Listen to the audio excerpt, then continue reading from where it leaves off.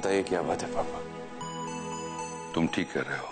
मैं बच्चों को पार्क इसलिए लेकर गया था क्योंकि वहां अंगना आने वाली थी। ये दुनिया छोड़ने से पहले एक वादा लिया था मेरे भाई ने कि मैं अंगना की जिंदगी से रंगों को कभी गायब नहीं होने दूं, दोबारा उसका घर बसाऊं। मैं भी चाहता हूं कि मेरे बेटे का घर फिर से बस जाए। आप ठीक कह रही हैं, वो दोनों बच्चे हैं ही बहुत प्यारे। रायचंद जी, कल तो कुछ भी नहीं था, आज आपको अंगना को देखना चाहिए था बच्चों के साथ। इतनी देर तक उनके साथ खेल रही थी, पर कब तक कुसुम? आखिर ये दो बच्चे है पराए घर के। हम रोज रोज उन्हें अंगना के साथ खेलने के लिए बुला तो नहीं सकते ना। हाँ, हमारे कहने पर विमल चंद जी ने उन्हें कल और आज पार्क में लेकर आए थे, लेकिन हमें तो ये भी नहीं पता कि उनके घर के बाकी लोगों को इसके बारे में पता है या नहीं। और जब पता चलेगा तो वो लोग क्या सोचेंगे कि हम उनके बच्चों के जरिए हमारी बेटी की डिप्रेशन दूर करने की कोशिश कर रहे हैं। नहीं, एक तरह से देखा जाए तो ये गलत है। पहले से उन बच्चों की मां नहीं है, वो अंगना में अपनी मां को ढूंढ रहे हैं। अपने आप को संभालो कल्याणी। आप क्यों समझ नहीं पा रहे? जाने अनजाने में हम और दलदल में फंसते जा रहे हैं। इन बच्चों को लेकर अंगना एक ख्वाबों की दुनिया बसा रही है, और जब ये बच्चे उससे दूर चले जाएंगे तो ये ख्वाबों की दुनिया के साथ मेरी अंगना भी बिखर जाएगी। हमें और कोई रास्ता तलाशना होगा। हमें अंगना को इस झूठी दुनिया से दूर रखना होगा, उसे असली दुनिया में असली खुशी के साथ जीना सिखाना होगा।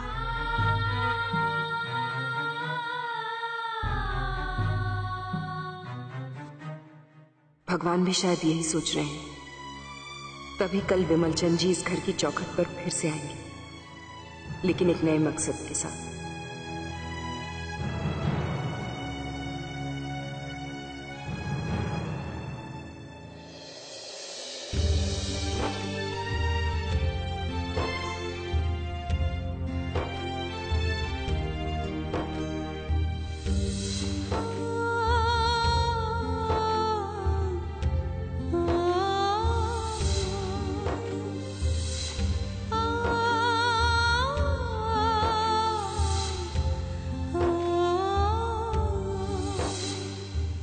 आपका नाम अंगना है, मतलब आप मेरी मम्मी है।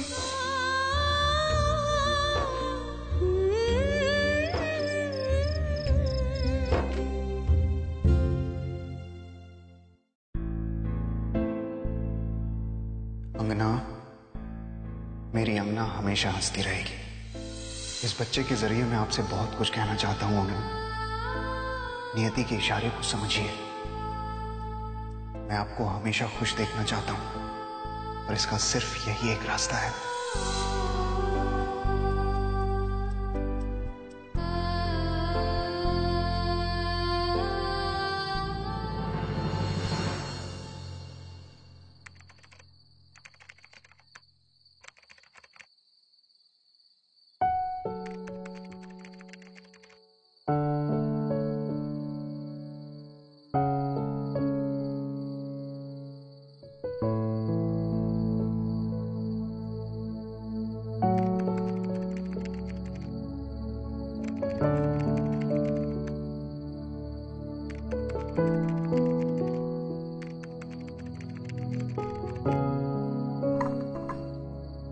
अरे पापा, आप कब आए? मैंने आपको देखा ही नहीं। बस थोड़ी देर पहले ही आया।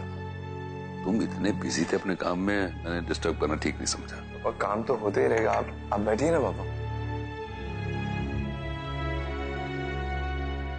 पापा, एक मल्टीनेशनल कंपनी के फॉरेन डेलीगेट्स आए हुए थे।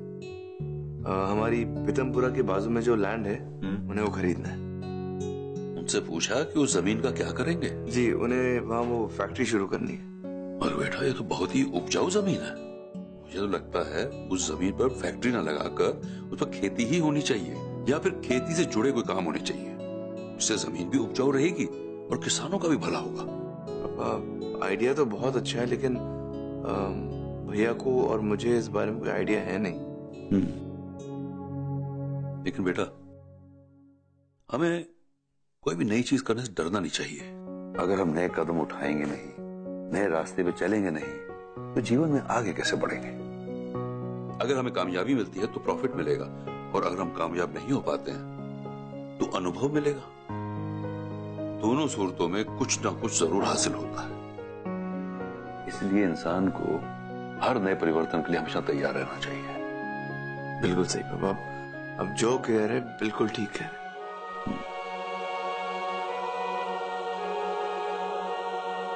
तुम्हें लगता है मैं कोई भी फैसला लूंगा तो सबके भले के लिए ही होगा? हाँ पापा, आज तक आपने जो भी फैसला लिया है बिल्कुल सही लिया है। क्या ना पापा, आपका एक्सपीरियंस बहुत ज्यादा है, तो आप आगे की चीजें देख सकते हैं जिसके बारे में मैं सोच भी नहीं सकता। पापा, आज तक मैंने बिजनेस में या जिंदगी में जो कुछ भी सीखा है आपसे और भैया से तो सीखा है। इसका मतलब अगर मैं तुम्हारे लिए कोई नए फैसले लेता हूं तो तुम्हें बुरा तो नहीं लगेगा? पापा, आप ये कैसी बातें कर रहे हैं? आपका हर फैसला मेरे लिए आदेश है। आप अगर कुछ फैसला लेंगे तो हमारी भलाई के लिए लेंगे, और अगर हमारा भला होगा तो इस दुनिया में सबसे ज्यादा खुश आप होंगे। ये मैं अच्छी तरह जानता हूँ पापा। खुश रहो। मैं तुम्हें खुश देखना चाहता हूँ, जिंदगी में आगे बढ़ते देखना चाहता हूँ। रात बहुत हो गई है, चलो सोए। मैं सोता हूँ पापा, बस थोड़ा काम खत्म कर लो, आप जाके सो जाइए। Good night. Good night.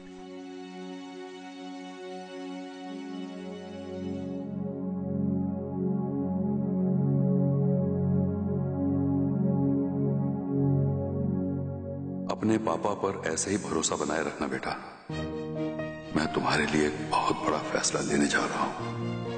अब तुम्हारे लिए जिंदगी में क्या सही है मैं जानता हूं।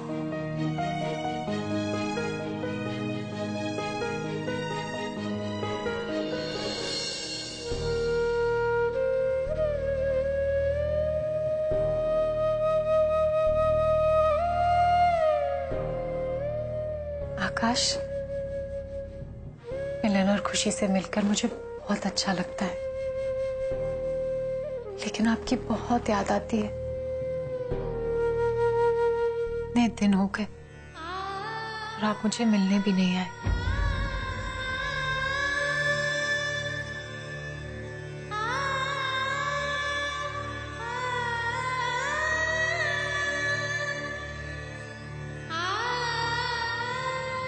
अंगना,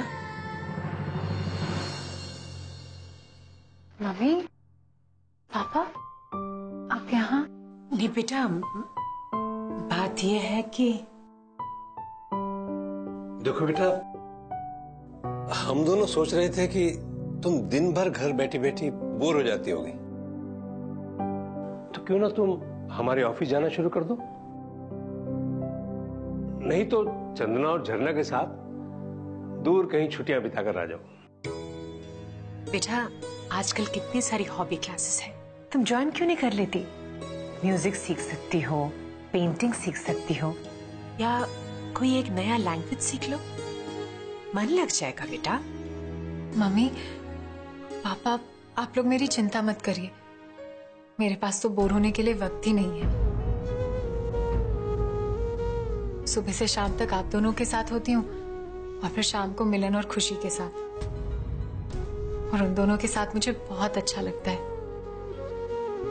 बहुत प्यारे बच्चे हैं। पता है मम्मी, मुझे कह रहे थे आज नए नए गेम सिखाएंगे। जब मैं छोटी थी ना तो अलग ही गेम्स हुआ करते थे, पर आजकल के बच्चे इतने स्मार्ट हैं, सब चीजों की खबर रखते हैं। मुझे मिलन और खुशी के साथ बहुत अच्छा लगता है। पर बेटा, वो तो है किसी और के बच्चे ना, उनसे ज्यादा मेलझोल बढ़ाना ठीक नहीं होगा। नहीं, मैं इसलिए कह रही हूं कि पता नहीं उनके घर वाले क्या सोचेंगे। हो सकता है कि वो उन्हें तुमसे मिलने ना दे। क्यों? मुझसे मिलने क्यों नहीं देंगे? मैं कोई उनके बच्चों के साथ गलत कर रही हूं? सिर्फ वक्त ही तो बिताना चाहती हूं उनके साथ। भगवान उन्हें भी मुझसे दूर कर लेंगे क्या? सबको मुझसे दूर कर देंगे।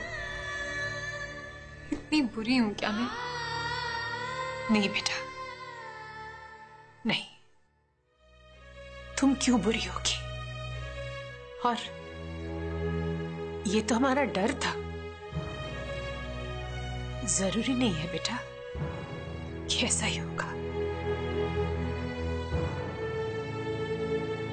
अंगना बेटा, हम कहां तुम्हें उनसे दूर कर रहे हैं, बल्कि मैं तो कह रहा हूं आज हम सब भी पार्क में चलेंगे। हम भी खुशी और मिलन के साथ खेलेंगे।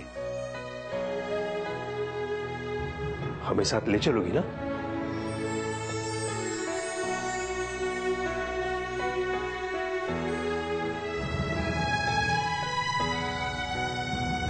जिसका मुझे डर था वही हुआ। अब पता नहीं कल क्या होने वाला है।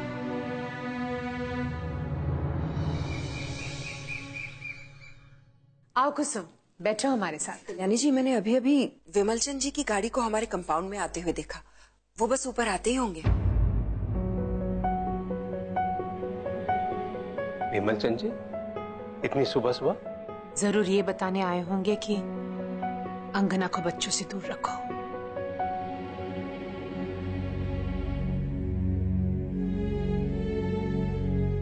नमस्कार।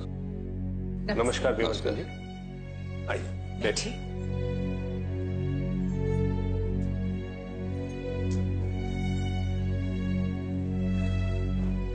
माफ कीजिएगा, सुबह सुबह बिना बताए चला आया। बात ही कुछ ऐसी। नहीं विमलचंद जी, माफी तो हमें आपसे मांगनी चाहिए। आप तो समझ सकते हैं ना, अंगना की हालत बिल्कुल ठीक नहीं है, इसलिए आपके पोते और पोती में अपनी खुशी ढूंढ रही है। पर मैं आपसे वादा करती हूं, आगे से ऐसा कभी नहीं होगा। जी विमलचंद जी, हम आपको वचन देते हैं कि भविष्य में ऐसा नहीं होगा। आप ये क्या कह रहे हैं? मैं तो कुछ और बात करने आया था।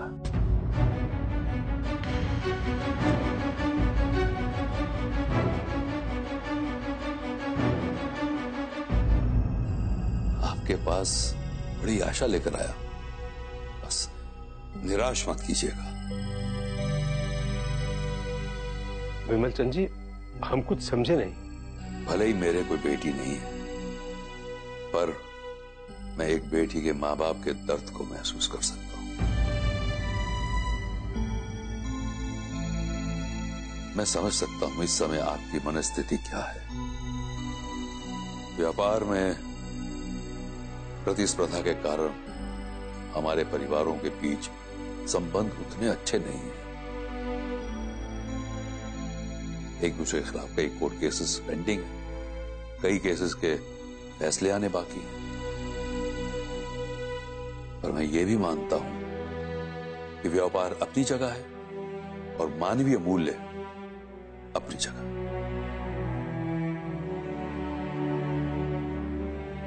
लेकिन आज मैं यहां एक धर्म के काम से आया हूं। हम दोनों का दुख एक है, हमारे बच्चों की तन्हाई। क्यों ना ये दुख हम आपस में बांट लें।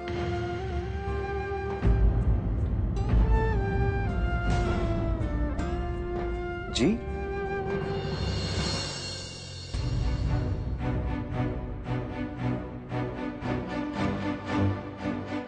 रायचंद जी, मैं अपने बेटे सौम्य के लिए आपकी बेटी अंगना का हाथ मांगने आया।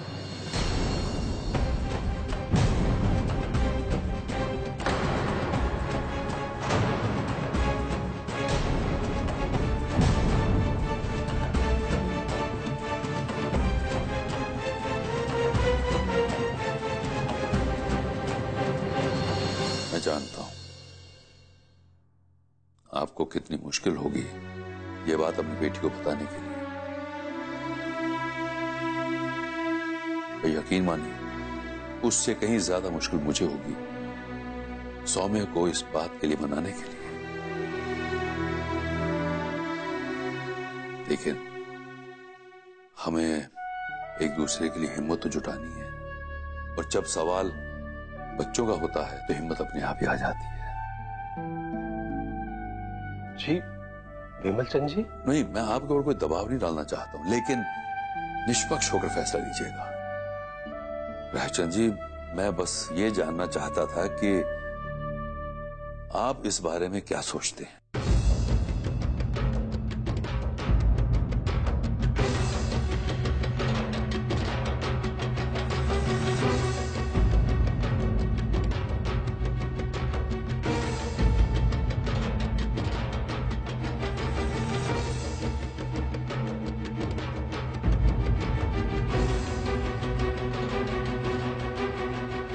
विमल चंद जी, इस बारे में सोचने के लिए हमें थोड़ा समय दीजिए। आप लोग आराम से सोचकर जवाब दीजिएगा।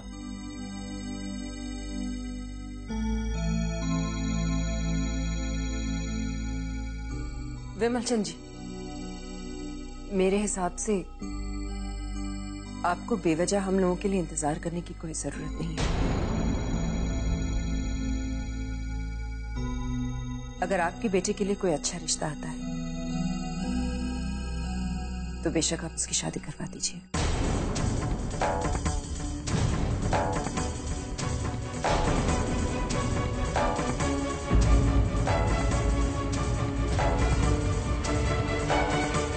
एक मिनट विमल चंद जी, ऐसा लग रहा है कि भगवान को हमारी अंगना की चिंता है, इसलिए शायद आपको ही फरिश्ता बनाकर हमारे घर में भेजा है।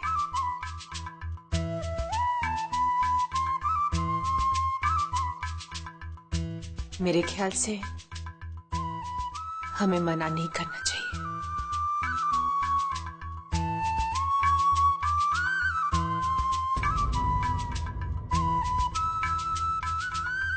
रायचंद जी, मैं जानता हूं इन दोनों की शादी के लिए मनाना कोई आसान काम नहीं होगा, लेकिन माता पिता होने की हैसियत से हम जानते हैं कि उनके भविष्य के लिए सही क्या है। अब सोचिए ना, जैसे हमारी तो उम्र होती जा रही है, अब हमारे जाने के बाद इन बच्चों का क्या होगा? कौन देखेगा इन्हें?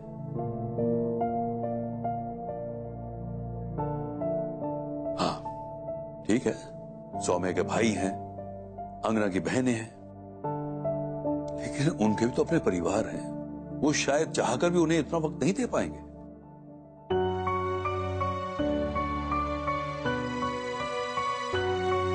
ये भाई बहन और माता पिता, इस सब के बावजूद एक साथी की जरूरत होती है। शायद इसीलिए समाज ने इस विवाह की पवित्र प्रथा को बनाया। फिर भी विमल चंद जी, हमारे बच्चे एक दूसरे को ठीक से जानते तक नहीं। रायचंद जी, दुनिया का हर पिता को अपना बच्चा बहुत ही गुणी, बहुत अच्छा लगता है, लेकिन फिर भी मैं दावे के साथ कह सकता हूं कि मेरा सौम्य बहुत ही होनहार, गुणवान, ईमानदार और एक अच्छा इंसान। वो आपकी बेटी को बहुत खुश रखेगा।